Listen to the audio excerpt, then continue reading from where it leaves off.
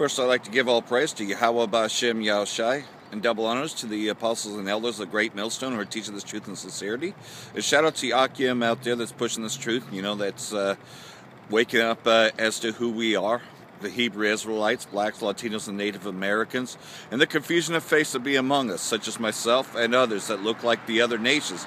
Yet we integrated with these other nations, so therefore we're not going to look like we once looked, because of course we've been integrated, because we pretty much we're cast down. We were cast away. But Esau, the so-called white man, is soon to be cast down. It is about to be thrust out of this earth. And, well, they love to hide the truth, because one of my favorite chapters in Isaiah chapter 14 particularly deals with the subject of Esau, the so-called white man.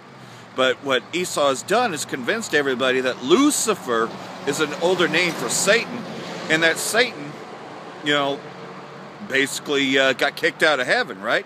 That's what they try to do with this. But yet, who was hated from the very beginning? It was Esau. For Jacob I have loved, Esau I have hated. So it is, and Satan quite simply means adversary. So our adversary, Esau, is about to be cast down, about to be thrust out of this place, is soon to become myth or legend, in essence, that when we look upon him, we're going to be quite surprised, and we're going to say, hey, is this the man that did shake the kingdoms, because he was yet the longest of our captivities. He was the first, the second beast, the Roman Empire, and the revised Roman Empire that we're in now. So I'm going to read out of Isaiah chapter 14, and this is what Esau wants to hide from us. Verse 1, for the Lord will have mercy on Jacob, and yet choose Israel, and set them in their own land, and the strangers shall be joined with them, and they shall cleave to the house of Jacob. And this is where, the Edomites like to try to factor themselves in there, is that they think that they are the strangers that shall be joint heirs with Jacob.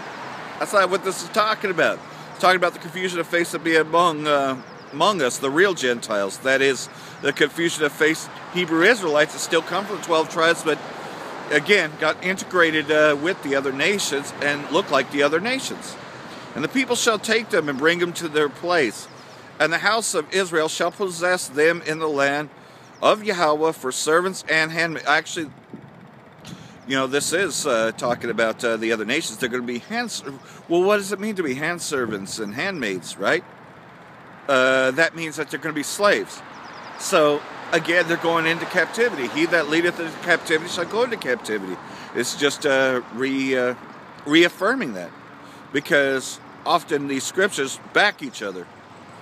And they shall take them captive, whose captives they were, and they shall rule over their oppressors. So we're going to be ruling over Esau, the so-called white man, very shortly here. There's a transference that's about to happen. And that's why we're coming out in the streets proclaiming this, that there's a transference about to happen. And this place, America, is soon going to be the lake of fire, going to be burned with nuclear weapons, becoming the lake of fire, because that's how we're going to see it, when we're up above, when we're beamed up on them ships. That is, the elect, the 1/3, beamed up on them ships. So we're going to see this place, Babylon, come up and remembers no more. We're going to see it become the lake of fire. And it shall come to pass in the day that Yahweh shall give them rest from thy sorrow, and from thy fear, and from the hard bondage wherein thou wast made to serve. Again, this is talking about America, because the next verse mentions it. Oh, but you think it's talking about ancient Iraq, right? No. The king of Babylon is often referring to the so-called white man who's the leader of Babylon the Great, America. Thou shalt take up this proverb against the king of Babylon and say, how hath the oppressor ceased, the golden city ceased? Well, what is this place? Babylon, America. And how was it conquered? Through the slavery of the Israelites. Gad was taken down. The Lord hath broken the staff of the wicked and the scepter of the rulers. He who smote the people in wrath with a continual stroke, he that ruled the nations in anger, is persecuted, and none hindereth. The whole earth is at rest, and he is quiet.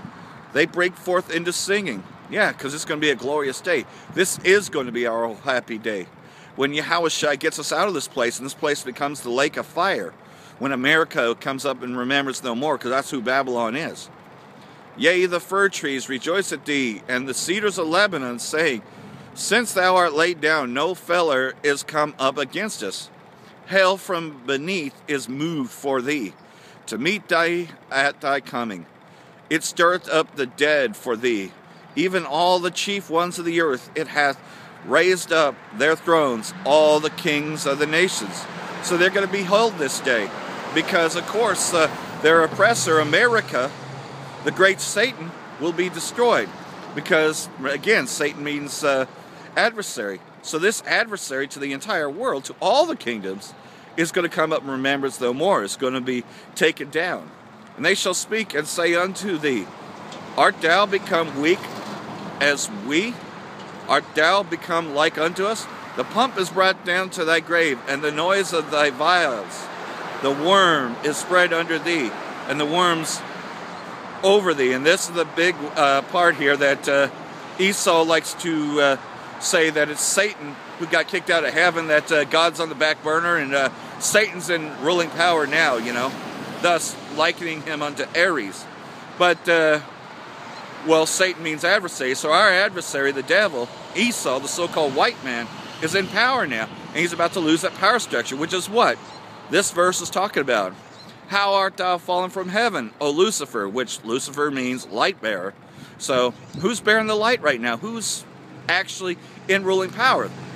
The so-called white man, Esau. Son of the morning, how art thou cut down to the ground, who did weaken the nations?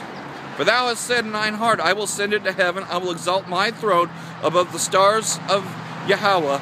I will sit also upon the mount of the congregation in the sides of the north. And that is Northern America.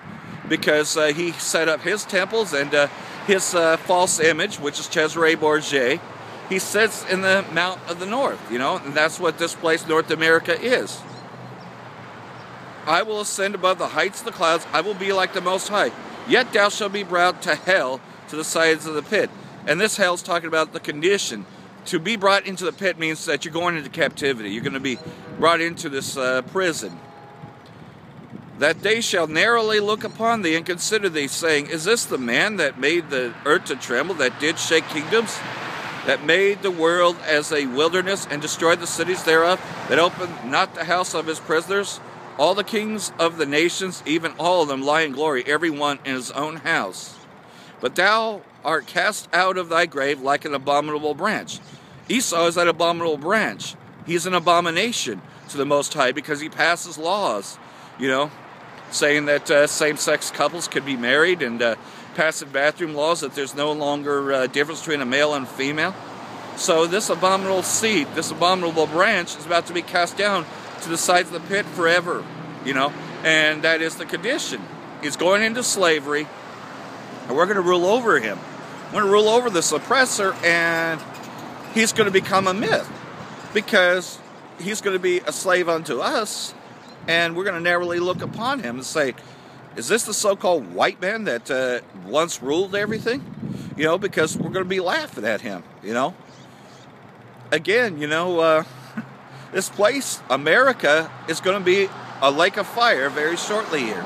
All these nations are sick of America. They're sick of Donald Trump running his mouth. You know, they want to shut his fucking mouth. You know, and Iran, the Persians, they're rising up now against this evil piece of shit, you know, because America's done nothing but oppress them. You know that every year that they mourn the people that were shot down in the Middle East, America shot down a passenger plane, killing about 200 Iranians. These people were given a Medal of Honor for shooting down this plane. America celebrates and honors these people.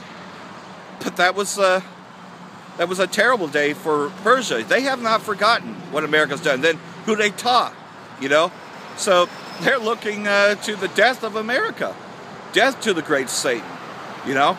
And that's what we're proclaiming too. Death to America. Death to the two-thirds that want to live in America, be just like the Americans. Celebrate these wicked feast days. You know, celebrate Kris Kringle and New Year's Day. you know, and still worship the so-called white man, the Cesare Borgia image, and still call him Jesus Christ, which means hail to Zeus. They want to worship these false philosophies. But soon Esau shall become a myth, an urban legend. So I hope this has been edifying, you know, as we're getting ready for this transference. You know, Esau's about to go into captivity. And that is our oh happy day. And I'm just building upon that foundation. Oh happy day. Because it's a lot different. But yet not. Because this happy day is that we'll no longer be a slave to the so-called white men. We will no longer be oppressed here in Babylon the Great. No longer forced into school. You know, no longer having to pay his fucking taxes and all his other bullshit. You know, no longer will we have to salute his goddamn flag, which a lot of us are refusing to do. We're standing up. You know, our oh happy day is coming soon when this place becomes a lake of fire. Judgment Day awaits. So, I hope this has been edifying. Shalom to Yakim out there. And barakatah to you brothers that are coming into this truth. No matter what you look like, if you have the spirit to receive this, then you're an Israelite. Shalom.